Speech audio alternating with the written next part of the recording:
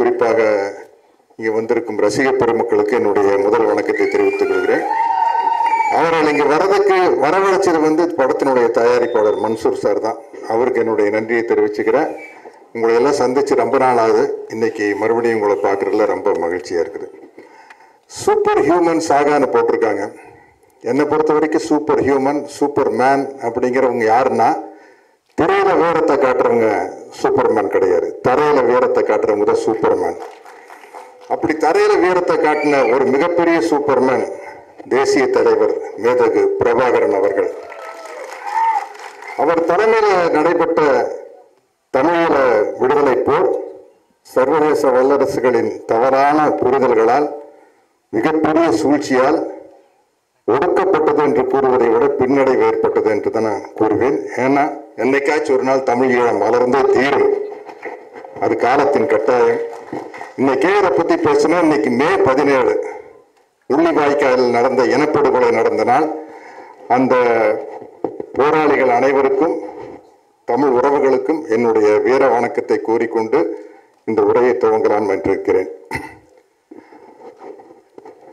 இந்த படத்தினுடைய கதையை வந்து டைரக்டர் குகன் சொல்றாரு, கூட தயாரிப்பாளர் மன்சூர் வந்திருக்காரு. பார்த்தா பெரிய செலவா பண்ற ஒரு படம் மாதிரி தெரியுது. என்ன இவ்வளவு பெரிய செலவா ஒரு படம் சொல்றாரு? நான் பிராங்கா சொல்றேன், ஒரு படத்தினுடைய வியாபாரத்தை வச்சுதான் செலவு பண்ண முடியும். அந்த வியாபாரங்கிறது பெரும்பாலும் கதாநாயகனுடைய சேலபிலிட்டி, அவங்களுக்கு என்ன வியாபாரம் ஆகுமோ அதை வச்சுதான் செலவு பண்ண முடியும். ஒவ்வொரு கதாநாயகனுக்கும் ஒரு மார்க்கெட் இருக்குது இல்லையா, அதை வச்சுதான் பண்ண முடியும். இந்த படத்துல வந்து கதையின் முக்கியமான கதாபாத்திரமா தம்பி வசந்த் ரவி நானும் இருக்கிறோம். வசந்த் ரவி நல்ல படங்கள்ல நடிச்சிருக்காரு. நானும் பிஸியா மாசத்துக்கு ஒரு படம் எனக்கு ரிலீஸ் ஆயிட்டு இருக்கு. போன மாசம் சிங்கப்பூர் சரவணன், அதுக்கு முன்னாடி அன்னபூரணி, அதுக்கு முன்னாடி மேன்ஷன் ஹவுஸ் ஒரு தெலுங்கு படம், அதுக்கு முன்னாடி ஒட்டானோட மலையாள படம், இப்படி போயிட்டு இருக்குது. இருந்தாலும் கூட தனிப்பட்ட பிசினஸ் அப்படின்னு ஒண்ணு இருக்கு இல்லையா. இதை குகன் சொல்லும் போது ஒரு டைரக்டர் எப்படி வேணாலும் ஆசைப்படலாம், ஆனா இதை வந்து செலவு பண்றதுக்கு ஒரு ப்ரொடியூசர் வேணும். மன்சூர் சார் வந்து புது ப்ரொடியூசர், எனக்கு இதுக்கு முன்னாடி அவர் பழக்கம் இல்லை, எப்படி செலவு பண்ணுவாரோ அப்படின்ட்டு எனக்கு ஒரு சந்தேகம். நான் அந்த பாகுபலி ஷூட்டிங் போனப்போ தான் நான் பார்த்தேன், ஒரு ஷூட்டிங் ஸ்பாட்டுக்கு போனால் ஒரு கேமரா இருக்கும், கிரேன் இருக்கும், ட்ராலி இருக்கும், ட்ராக் இருக்கும், லைட்ஸ் எல்லாம் இப்படி இருக்கும். பாகுபலி ஷூட்டிங் தான் போனால் புல்டோசர் ஒரு சைடு வேலை செஞ்சுக்கிட்டு இருக்குது, ஒரு பெரிய கிரேன் வந்து கல்லெல்லாம் தூக்கி ஒரு இடத்துல போட்டுக்கிட்டு இருக்கு. என்னடா அது படம் எடுக்கிறாங்களா இல்லை ஏதாச்சும் டேம் கட்டுறாங்களாங்கிற மாதிரி இருந்தது பாகுபலி லொக்கேஷனுக்கு போனேன். அதுக்கப்புறம் அதே அட்மாஸ்பியர் வாகமானது இந்த படத்துக்கு பார்த்த வெப்பனுக்கு போனா இதே மாதிரி ஒரு புல்டோசர் நிற்குது, என்னென்னமோ செஞ்சுக்கிட்டு இருக்கிறாங்க, கிரேனை தூக்கி. என்னப்பா நம்ம என்னமோ நினைச்சு இந்த ப்ரொடியூசர் மன்சூர் வந்து இவ்வளவு செலவு பண்ணி எடுக்கிறாரு, அவருக்கு இருக்கிற அந்த குகனுடைய ஸ்கிரிப்ட் மேல அவருக்கு இருக்கிற தைரியம் தான். உண்மையிலேயே நீங்க கமலா தியேட்டர்லயும் சத்தியம் தியேட்டர்லயும் அங்கேயும் இங்கேயும் வச்சு பேனர் கொடுத்த வாடகையில் இன்னும் நீங்க 2 படம் எடுத்திருக்கலாம். நானே சொல்லுவேன், குகன் கிட்டையும் கூட சொன்னேன், எதுக்கு இவ்வளவு செலவு பண்ணிட்டு இருக்காரு. பொதுவா வந்து நடிகர்கள் வந்து என்னப்பா ப்ரொடியூசர் சரியாவே செலவு பண்ண மாட்டேங்கிறாருன்னு நினைப்போம், ஆனா எதுக்கு இவ்வளவு செலவு பண்றாருங்கிற மாதிரி நினைக்க வச்சவர் மன்சூர். இந்த படத்தினுடைய ஹிந்தி டப்பிங்க்கு இன்னும் டப்பிங்கே பண்ணல, இனிமேல் தான் பண்ண போறாரு. தமிழும் தெலுங்கு தான் டப்பிங் பண்ணியிருக்காரு. ஹிந்தி டப்பிங்க்கு 6 மாசத்துக்கு முன்னாடியே பாம்பேல பெரிய பிரீமியர் ஷோல நடத்தி காட்டிட்டாங்க. அப்படிப்பட்ட ஒரு தயாரிப்பாளர் இந்த கதைக்கு கிடைச்சது ரொம்ப முக்கியம். ஏன்னா வந்து இது வாயில வடை சுடுற கதை இல்லை, இது வந்து விஷுவலா வடை சுடுற கதை. அதனால அதுக்கு ஒரு தயாரிப்பாளர் ரொம்ப முக்கியம். எந்த நிகழ்ச்சியா இருந்தாலும் நம்ம இயக்குனர் சங்க தலைவர் RV உதயகுமார் வரது எனக்கு ரொம்ப மகிழ்ச்சியா இருக்குது. ஏன்னா அது வந்து ஒரு சங்கத்துக்கு தலைவரா இருந்தா அதை எடுத்து நடத்துறதுல வந்து சலிப்பே வரக்கூடாது. அந்த சலிப்பு உங்களுக்கு வரதே இல்லை. நீங்க என்ன, உங்களோட நான் புதிய வானம் படத்துல ஒர்க் பண்ணிக்கிறேன். எத்தனை படம், புதிய வானம் படத்துல சிவாஜி சார் வேற இருக்காரு. சிவாஜி சார் வந்து அவ்வளவு பெரிய நடிகர். உதயகுமார் வந்து அப்ப சின்ன பையன் இல்லையா, 30 வருஷத்துக்கு மேல ஆச்சா. புதிய வானம் வந்து ஒவ்வொரு தடவை வந்து சிவாஜி சார் கேட்பாரு, கரெக்டா நடிச்சேனாப்பா அப்படி. அவர் அப்படியே கூச்சப்படுவார் உதயகுமார் சார், என்னப்பா இவ்வளவு பெரிய நடிகர் வந்து.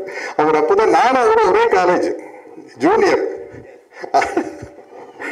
பாட்னி, நானும் பாட்னி மேஜர், அவரு உதயகுமார் பாட்னி மேஜர். அந்த மாதிரி நடந்த விஷயங்கள்.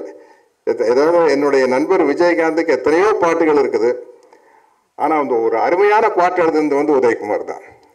சின்ன கவுண்டர் படத்துல வானத்தை போல மனம் படைச்ச மன்னவனா, எங்க போனாலும் அவர் நினைவா ஒரு நிகழ்ச்சி நடத்தினோம்னா விஜயகாந்தை பொறுத்த வரைக்கும் மானத்தை போல மனம் பிடிச்ச மன்னவனே தான்.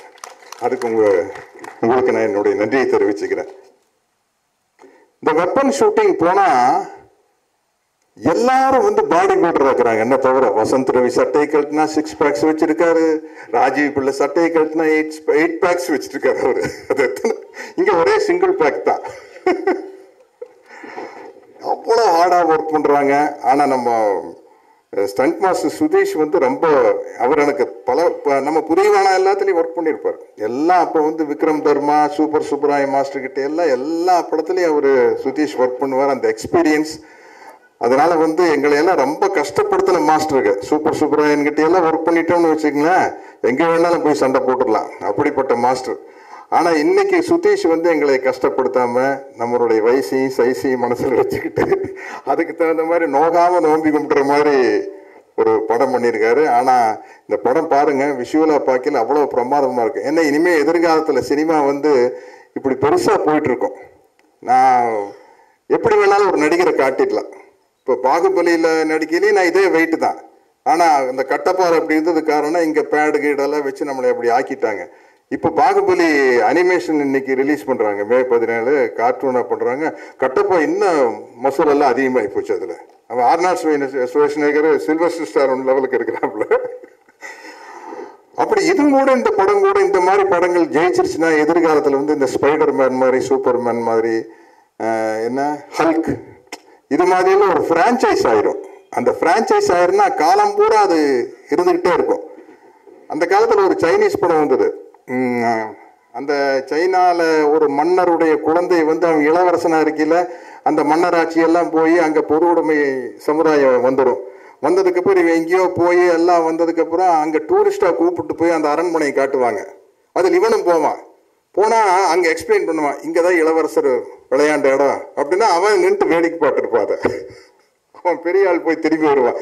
அது மாதிரி ஆயிரும். நம்ம ஒரு 10 வருஷம் கழிச்சு இந்த RFC ராமோஜிராவ் ஃபிலிம் சிட்டிக்கு போனால் இன்னும் 10 வருஷத்துல 80 வயசு ஆகி போயிடும் உதய் சார். இப்போ 70 போனால் இதுதாங்க கட்டப்பான்னு நம்மகிட்டே காட்டுவாங்க. அந்த மாதிரி இப்போ சினிமாங்கிறது வந்து வேற லெவலில் போயிட்டு இருக்குது. அதுக்கு குகன் மாதிரி நல்ல கற்பனை வளம் மிக்க இயக்குநர்கள் வந்து ரொம்ப முக்கியம். வேற லெவலுக்கு கொண்டு போறதுக்கு வந்து ஒரு சினிமாவினுடைய வெற்றி அதனுடைய வளர்ச்சி தான் வந்து அதுக்கு அதிகப்படியாக செலவு பண்ண வைக்கும். அப்படி இப்போ வந்திருக்கிற இளம் இயக்குநர்கள் வந்து வியாபாரத்தை பெரிய அளவில் பெருக்கிட்டாங்க. இன்னைக்கு தமிழ் சினிமாங்கிறது வந்து இந்தியா பூரா போகுது, ஜப்பானில் போகுது, வெளிநாடுகள் முழுக்க நம்ம தமிழர்கள் வந்து உலகத்தில் அதிகமான நாடுகளில் வாழும் இனமே தமிழ் இனம்தான். இன்னைக்கு இவ்வளோ பெரிய கலெக்ஷன் தமிழ் படத்துக்கு வர்றதுக்கு காரணம் வந்து உலகம் முழுக்கிற எல்லா நாட்டிலையும் பரவி இருக்கிற தமிழர்கள் தான். அவங்க வந்து பலவிதமான மீடியாவில் தமிழ் சினிமாவை பார்த்துடுறாங்க. அதனுடைய வருமானம் அவ்வளோ நல்லா இருக்குது. தமிழ் சினிமா கரெக்டான ஆக்ஷன் ஃபிலிம் நீங்கள் டப் பண்ணி விட்டீங்கன்னா மன்சூர் சார், இப்போ இந்த படம்லாம் பீகார் மாதிரி இடத்துல எல்லாம் ரொம்ப பிரமாதமாக போயிட்டு இருக்கு தமிழில் ஆக்ஷன் ஃபிலிம்ஸ். இங்கே சரியாக ஓடாத படம் கூட அங்கே பிரமாதமாக ஓடிட்டு இருக்குது. ஏன்னா அவங்க நம்ம தென்னிந்திய மசாலா படத்தை வந்து ரொம்ப விரும்பி பார்க்குறாங்க. அது ஒரு தனி பிஸ்னஸே அங்கே இருக்குது. அதே மாதிரி இன்னைக்கு இந்த ஊடக நண்பர்களுக்கு நான் ஒரு மிகப்பெரிய நன்றி சொல்லிக்கணும். நான் வந்து உங்களை கேட்டுக்கிறேன், இந்த படத்தை எப்படியாச்சு நல்லபடியாக விமர்சனம் எழுதி, இல்லை நல்லா இருந்தால் நல்லா எழுதுங்க, நல்லா இல்லைன்னா குறைகளை சுட்டி காட்டுங்க. அப்போ தான் வந்து ஒரு மனிதனுக்கிட்ட இருக்கிற குறைகளை சொல்லும் போதும் நிறைகளையும் குறைகளையும் சொல்லும் போது தான் அது நல்லா ஒரு இடத்துக்கு நம்மளுடைய தவறுகளை திருத்திட்டு போக முடியும்.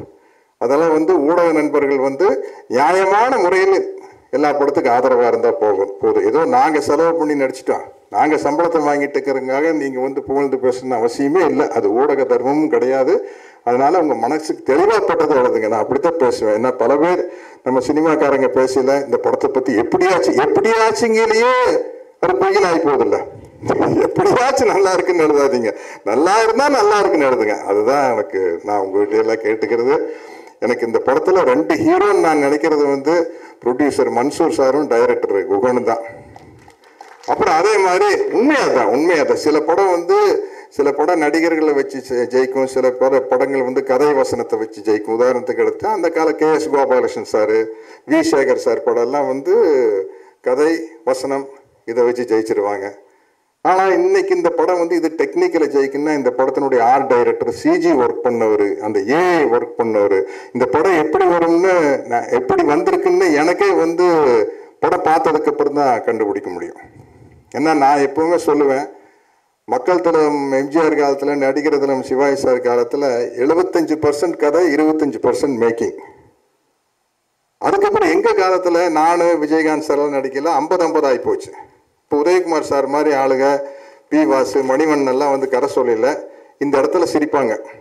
கவுண்டமணி செந்தில் காமெடி வச்சு சொல்லுவீங்க, இந்த இடத்துல சிரிப்பாங்க, இந்த இடத்துல அழுவாங்க, இந்த இடத்துல கைதட்டுவாங்கன்னு கதை கேட்கல தெரியும். ஆனால் இப்போ அப்படி கதை கேட்டு டிசைட் பண்ண முடியாது.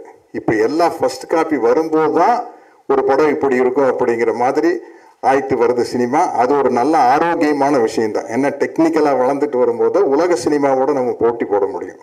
இல்லைன்னா நம்ம இங்கிலீஷ் படத்தை பாருங்க, இங்கிலீஷ் படத்தை பாருங்கன்னு பேசிட்டு இருப்போம். இன்னைக்கு அதை முறியடிச்சிட்டோமே, ராஜமௌழி மாதிரி ஆட்கள் வந்து அதை முறியடிச்சிட்டாங்க இல்லையா? அதனால எதிர்காலத்தில் குகனும் இந்த மாதிரி ஒரு, ஏன்னா அவருடைய ஆசையே இதில் தான் இப்படி தான் இருக்குது, குடும்ப கதையை விட இந்த மாதிரி விஷயத்தில் தான் இருக்குது. இதை நீங்கள் பெரிய சக்ஸஸ் பண்ணி இதை ஒரு ஃப்ரான்ச்சைஸ் பண்ணி, இதில் என் கேரக்டர் பேர் விசும்பன் தானே, ஆல்ரெடி கட்டப்போ ஒரு ஃப்ரான்ச்சைஸ் ஆயிடுச்சு. ஏன்னா அது அனிமேஷனாக வர ஆரம்பிச்சிருச்சு இந்தியிலிருந்து. ஸோ எப்போ இன்னும் எத்தனை வருஷம் ஆனாலும் அது வந்து ஒரு ஃபேண்டம் அப்படிங்கிற மாதிரி ஒரு கார்ட்டூன் கேரக்டரை என்னைக்கு மாறிடுச்சோ ஒரு கேரக்டர், அது காலத்தால் அழியாத கேரக்டர் ஆயிரும். அப்படி இந்த படத்தில் என்னோட கேரக்டர் விசும்பன், அதுவும் விசும்பன் தானே பேரு, அதுவும் வந்து ஒரு காலத்தால் அழியாத ஒரு அனிமேஷனா, ஒரு கார்ட்டூனா வந்து நிலைச்சு நிற்கணும் அப்படின்னு ஆசைப்படுறேன், வாழ்த்துறேன். இப்படிப்பட்ட ஒரு படத்தில் நடிப்பதற்கு வாய்ப்பு கொடுத்த அத்தனை பேருக்கு என்னுடைய நன்றியை தெரிவிச்சுக்கிறேன். நன்றி, வணக்கம்.